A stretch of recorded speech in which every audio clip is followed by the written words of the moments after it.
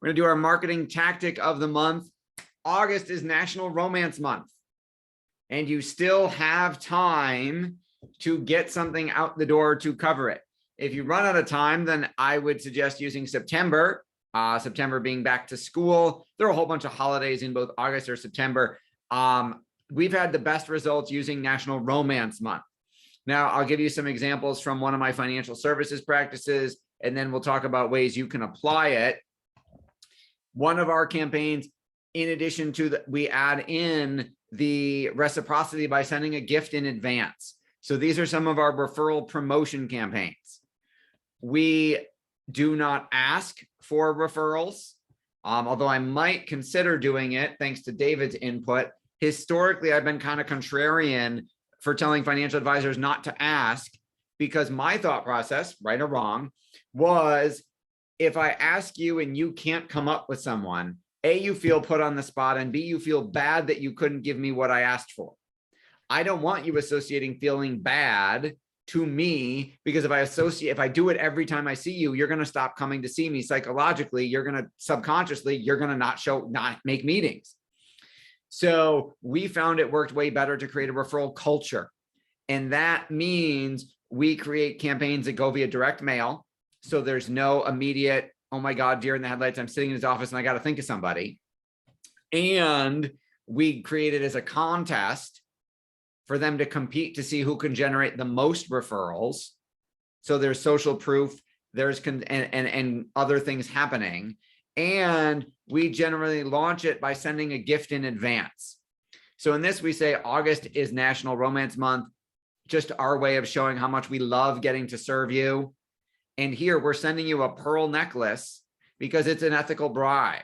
We know the majority of our clients come as referrals from satisfied clients just like you. I'm hoping the thoughtfulness of the pearls to share your silver spoon experience with blah, blah, blah. Don't worry, we'll treat them as professionally as treat you. We won't embarrass you. Your referrals will be grateful. Here's what we want you to pass along to generate the referral. We're literally telling them how to do it. And we also tell them who to give it to. So the beauty of social media is we will do the research ahead of time. We will find out who they are connected to on LinkedIn. We'll find out who they're friends with on Facebook. We'll see who interacts the most, who's local, whatever that might be. We will do the data mining and we will send them a worksheet. The worksheet literally has like 9 bubbles of different types of people they could refer, 9 categories like church or professional services, or who's your accountant, who's your lawyer, who's your real estate agent, etc. And we'll fill in names of some of the people. And they will either say, yes, I'm actually connected to that person, I can introduce you. They'll say, yes, I know them, they're a jerk, you don't want to talk to them, or which has happened, that's why I quoted it. Or they'll say, no, I don't actually know that person. But by pre-filling the form out in advance and giving them suggestions, it dramatically increases our referral rate because they don't have to think of someone. Or if we give them ideas, it will help them brainstorm and they don't feel like, oh no, I can't think of someone. And we specifically have them do it via direct mail at home, so there's no pressure. So another one is we did a fundraiser for a local charity, and their fundraising thing was they sold these glass heart necklaces. So the funny thing was when we sent the pearl necklaces, now we were able to, this was before COVID, we were able to buy them in bulk from China. So in the financial services industry, there is a rule that says, depending on how you view it, you can only gift $100 per person per household per year. So that's the FINRA $100 gift rule. So we were able to buy so many of these. I gathered 10 or 12 other financial advisors together. We all went in together to get the price down. So it was under $100. And then we sent them out. I literally got phone calls from people going, do I need to declare this on my insurance? I can't believe you got this for me. We didn't tell them what we spent. They're like, I can't believe you sent me pearls. I have clients who still wear them. Hi. So we got, I'm gonna mute some people. Why is your financial advisor giving you? Oh. So we did pearl necklaces. And then when COVID happened and our supply chain broke a little bit and we couldn't necessarily get pearls, we switched to, there's a local charity. It's for it's for the like pediatric cardio wing, for heart surgery for kids. It's Strong Memorial Hospital in Rochester. And they sold these glass heart necklaces. So those we could buy for $5. Now, no one's asking, do I need to declare this on my insurance? No one's saying, how much money is this? It's the thought that counts. And there's a card from the charity in it. And we're offering, it's the bribe to get them to hand out our lead generation magnet, our free report. One of the other things we do, again, as I shared with you, we have a worksheet that we send them that we ask them to fill out and send back to us with those potential names that we have partially pre-filled. So the way August could work for you is, hey, it's National Romance Month, and you've got time, whether you want to send an email, put out a social media post, however you want to execute it. August is National Romance Month. Just a little note to let you know how much we love getting to serve you. Who do you know who doesn't love their blank? Who do you know who doesn't love their financial advisor as much as you love us? Again, consistency, reciprocity, goodwill. We're presupposing that they love us. Who do you know who doesn't love their marketing consultant, marketing firm as much as you love market domination? Or whatever your example is.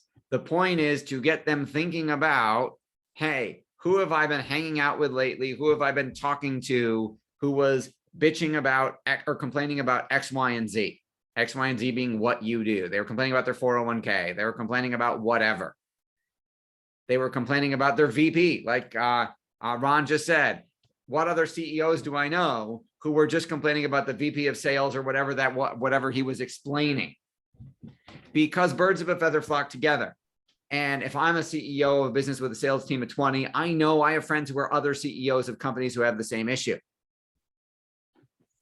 Tony was bringing that up in our breakout group, that sometimes in the financial services sector, their bar is actually pretty low. That, a lot of people don't maintain that contact with their clients. And, you hear from them once a year with a Christmas card, and that's it.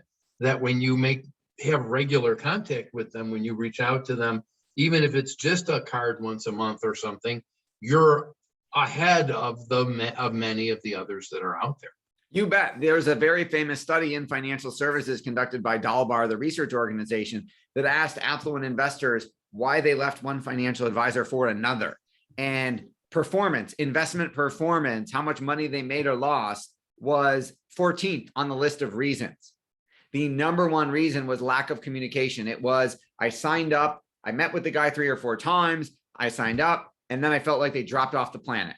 And I don't hear, I have clients call us, our financial services firm probably every week, who say, I haven't heard from the 401k guy since I met with him in a cafeteria a year ago when he stopped by with donuts.